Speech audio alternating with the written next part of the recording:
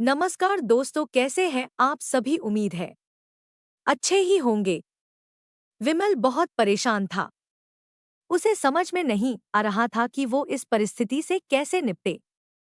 वो अपनी माँ को बहुत चाहता था, किंतु उसकी पत्नी और बच्चे उसकी माँ से बहुत दूर भागते थे, क्योंकि उसकी माँ की एक आंख नहीं थी। साथ ही उसकी कमर भी 90 अंश पर झुकी थी। वैसे वह अपना काम सब खुद कर लेती है, किंतु फिर भी वो उसकी पत्नी और बच्चों के लिए हमेशा खटकती है। दादी, आप ऊपर के कमरे में जाओ, मेरे दोस्त आ रहे हैं, विमल के बेटे अखिल ने बड़े बेरुखी से कहा। पर बेटा, मैं तो यहाँ बहुत दूर बैठी हूँ, विमल की माँ ने बहुत प्यार से कहा। नहीं, आप उनके सामने मत रहो, वो मुझे चिढ़ाते हैं, अखिल ने जोर से डांटते हुए कहा। क्या हुआ अखिल, क्यों चिल्ला रहे हो? विमल की पत्नी कामनी ने किचन से ही आवाज लगाई। देखो ना माँ, ये दादी यहीं ड्राइंग रूम में बैठी हैं और मेरे दोस्त आ रहे हैं, अखिल ने शिकायत भरे लहजे में कहा। माँ जी, आप ऊपर चली जाओ, क्यों हम लोगों को लजवाती हो? कामनी ने बेटे का पक्ष लेते हुए कहा। बेचारी सरस्वती चुपचाप उठकर जीने के सहारे ऊपर जाने लगी। कमर झुकी होने के कारण उन्हें ऊपर चढ़ने में बहुत परेशानी हो रही थी, किंतु वो पूरी ताकत से ऊपर के एक अकेले कोने वाले कमरे में जाकर बैठ गई। विमल बाजू के कमरे से सब सुन रहा था। उसे कष्ट हो रहा था कि उसकी माँ को अपमानित होना पड़ रहा है, किंतु वो असहाय था। अगर वो कुछ कहता है तो पत्नी और बच्चे उसका विरोध करने लगते हैं। दूसरे उनके तर्क भी सही लगते हैं। चूंकि वो एक प्रशासनिक अधिकारी था, उसका सामाजिक स्तर बहुत ऊंचा था, उसकी ससुराल भी एक उच्च घराने में थी, वह चुपचाप इस तरह हर दिन अपनी माँ को अपमानित होते देखता रहता था। रात को विमल की पत्नी ने कहा, देखो जी, अब कुछ करो। कल कलेक्टर साहब की पत्नी आई थी।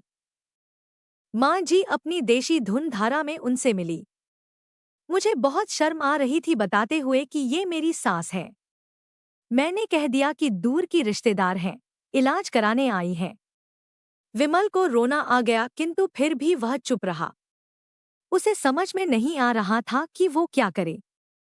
अपने बेटे की मन स्थिति को सरस्वती अच्छी तरह से जानती थी और बेटे को कोई कष्ट न हो इसलिए वो हर बात को चुपचाप सह लेती थी।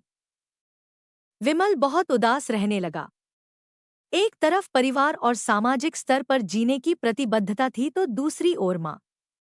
आखिर माँ से अपने बेटे की यह हालत नहीं देखी गई। एक दिन उसने अपने बेटे से कहा, विमल, बहुत दिन हो गए हैं, मैं अपने गांव जाना चाहती हूँ, मुझे वहां पहुंचा दो, मेरा यहाँ मन नहीं ला रहा। किंतु माँ, वहां तो कोई नहीं है, तुम्हारी देखभाल कौन करेगा? विमल ने आश्चर्य से पूछा। अरे, सब गांव वाले तो हैं, और वो तुम्हारे मामाजी तो उसी गांव में रहते हैं, और फिर हम सारी व्यवस्थाएं कराएंगे ना। कामनी को तो जैसे मन की मुराद मिल गई हो। हाँ बेटा, बहू सही कह रही है, सरस्वती ने लंबी सांस लेते हुए कहा। विमल जानता था कि गांव में माँ की देखभाल करने वाला कोई नहीं है, लेकिन अपनी पत्नी की जिद के कारण वह अपनी माँ को गांव छोड़ने पर विवश हो गया। माँ को गांव छोड़कर आते वक्त उसे रोना आ रहा था तथा अपनी बेप्सी पर गुस्सा भी आ रहा था, किंतु परिवार, पत्नी और समाज ने उसके इन मनोभावों को दबा दिया और वो सुकून सा महसूस करने लगा। कुछ दिनों के बाद उसके चाचा, जो अमेरिका में रहते थे, आने वाले थे। जब विमल बहुत छोटा था, उसके पिता जीवित थे तब वो भारत आए थे और उसके बाद वो अब भारत आने वाले थे। पूरा परिवार और आस पड़ोस बहुत उत्साहित था। अमेरिका से विमल के डॉक्टर चाचा आ रहे थे। डॉक्टर रमेश ने जैसे ही घर में कदम रखा, सबने मिलकर बहुत उत्साह से उनका स्वागत किया। क्यों विमल भाभी नहीं दिख रही, कहाँ है? डॉक्टर रमेश ने उत्सुकतापूर्वक पूछा। जी, वो गांव में रहती हैं, यहाँ उनका मन नहीं लगा, कामनी ने सपाट लहजे में उत्तर दिया। डॉक्टर रमेश ने विमल की ओर देखा तो विमल ने अपनी आंखें झुका लीं। डॉक्टर रमेश सब समझ गए। बोले, कल हम भाभी से मिलने गांव चलेंगे सब लोग। दूसरे दिन सभी लोग गांव के घर में पहुंचे। देखा कि सरस्वती को बहुत तेज बुखार है और वो पलंग पर असहाय पड़ी है। डॉक्टर रमेश दौड़कर सरस्वती के पास गए।